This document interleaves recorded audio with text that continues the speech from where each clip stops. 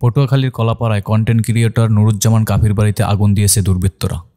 গত মঙ্গলবার গভীর রাতে উপজেলার টিয়াখালী ইউনিয়নের রজপাড়া গ্রামে এ ঘটনা ঘটে। বাড়িটি সম্পূর্ণ পুড়ে ছাই হয়ে গেছে, তবে এ ঘটনায় কেউ হতাহত হয়নি। নুরুজ্জামান কাফি ওই গ্রামের এবিএম হাবিবুর রহমানের ছেলে।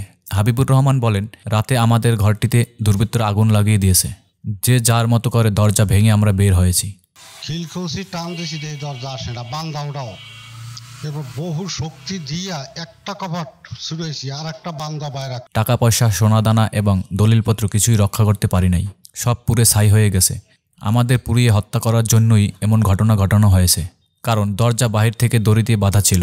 আমরা এ নাশকতার তদন্তপূর্বক বিচার চাই।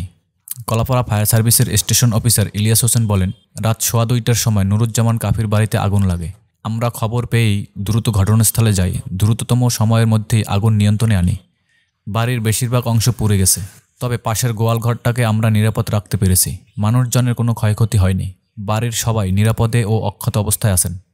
অগ্নিকাণ্ডের সময় নুরুজ্জামান কাফি বাড়িতে ছিলেন না, খবর পেয়ে বাড়িতে আসেন। কাফি বলেন, জুলাই আন্দোলনে আমি ছিলাম সামনের সারির একজন। ফ্যাসিজমের বিরুদ্ধে কথা বলেছি। কাফি আরও বলেন, আমি ধানমন্ডি 32 ভাঙার সময়ও সামনের সারিতে ছিলাম। তিনি বলেন, তারা তো বলেছে ধানমন্ডি 32 যারা পুড়িয়েছে তাদের সবার বাড়িঘর পুড়িয়ে দেওয়া হবে, তাই আমাকে দিয়ে শুরু করেছে। আমার বাড়ি আগুন দিয়ে পুড়িয়ে দেওয়ার সঙ্গে তারাই জড়িত, যাদের বিরুদ্ধে আমি সবসময় সোচ্চার। ধানমন্ডি 32 যে ভাঙা হলো সেখানে আমি ফ্রন্টে ছিলাম। বুলডোজারের উপরে উঠে আমি স্লোগান দিচ্ছি। কাদের জন্য স্লোগান দিচ্ছি? 32 নম্বরে বুলডোজারের সামনে দাঁড়িয়ে আছি, হাসিনা লজ্জায় বাঁচিনা আমি স্লোগান দিছি। আপনারা দেখেছেন আমি বরিশাল বিশ্ববিদ্যালয়ের সামনে স্লোগান দিছি। তারাই তো বলছে 32 নম্বর যারা পুরাইছে তাদের ঘর বাড়ি পুরাই দেওয়া হবে। দিনের মতো পরিষ্কার তাই হয়েছে। 32 পুরানোর প্রথম তাদের পুরানো হয়েছে কাফির বাড়ি। এটা এই সরকারের ব্যর্থতা।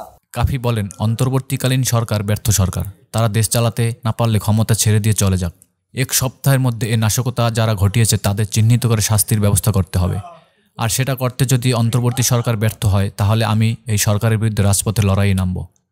7 দিনের ভিতরে যদি না করা হয়, আমি 7 দিনের মাথায় রাজপথে আমি একা দাঁড়াবো। যদি সে না পারে, ছাইরে দিয়া আস্তে করে বলুক দেশের মানুষ বিপ্লবী সরকার গঠন করুক। আমার আলটিমেটাম 7 দিন। আমি 7 দিনের মাথায় রাজপথ দাঁড়াবো। যদি বিচার না করা হয়, আমার ঘর যদি পূর্ণভাবে গঠন উঠানো শুরু না হয়।